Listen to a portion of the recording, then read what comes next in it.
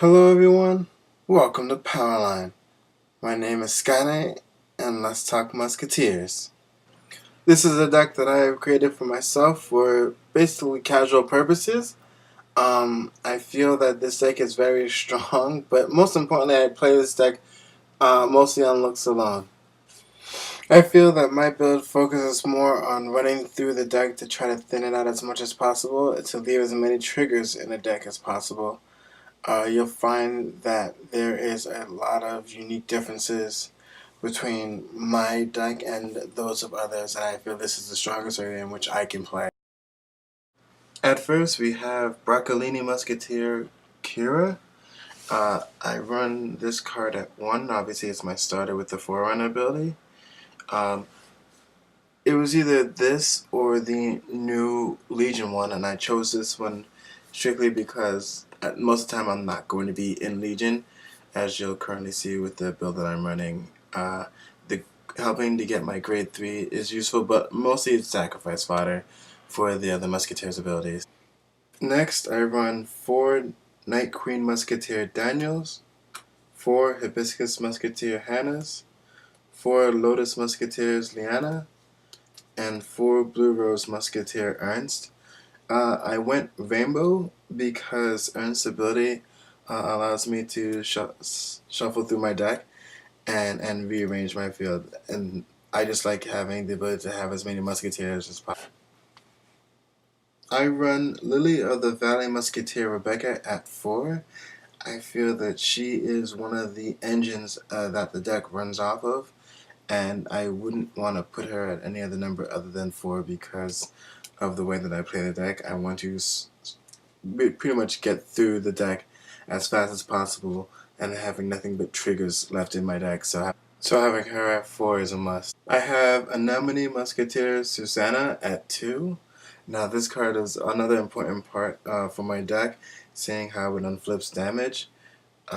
It does clash with one of the cards in my deck, but depending on how I play the round, it is beneficial for late game purposes. I have Dandelion Musketeer Merca also at 2. Um, she was a late addition to the deck. I feel that she actually is really beneficial in the deck and helps me hit exceptional numbers depending on who she is behind by shuffling the deck and getting the extra 3k to make her a 9k booster. She has been nothing but a superstar in this deck, and I wonder what took me so long to put her in the deck. I have Red Rose Musketeer Antonio at 4. This is the perfect card. This card is the sole reason I built Musketeers. The absolute sole reason.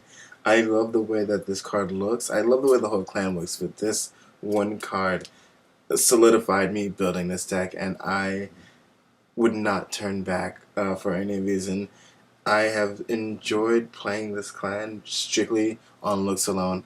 Mechanics, it could be probably one of the worst clans ever and with a really bad mechanic, but the way that the clan looks is the sole reason why I play this clan. I have Lily of the Valley Musketeer Kaivent at 4. I feel he is another engine of the deck and a very important piece for the Musketeer sub-theme. There really isn't really much to say about it because he's just important. That's why I have him at 4. I have Cherry Blossom Musketeer Augusto at 3. It's my 12k attacker. It helps me apply the pressure that the clan needs until I can ride Vera, which then becomes numbers up the butt. I have Licorice Musketeer Saul at 3. I don't really like this card per se. It does end up putting back the Sylvias, which I need to continue to go plus 1 when she gets unflipped due to the Musketeer effects. But Saul's only there for the Vera Legion. I have Pansy Musketeer Sylvia at 4.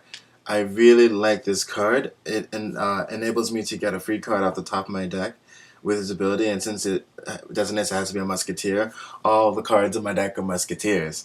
So it literally is a free card at a 7k booster, so it's at 7, and I love seeing it when it is revealed in the top 4 or 5 with the Musketeer effects. I have Licorice Musketeer Vera at 3. She ends up closing the games for me with her Legion ability. It's very important. I see why they rarely swapped her from a double rare to a triple rare, because she really is good. It's so easy to get a full field with the Musketeers, especially with Sylvia on deck.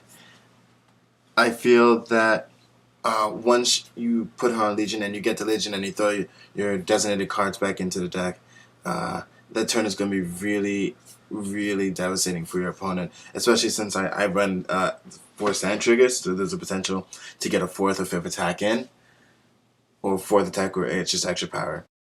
And the last but not least is Holly Musketeer Elvira. She is the superstar of the deck.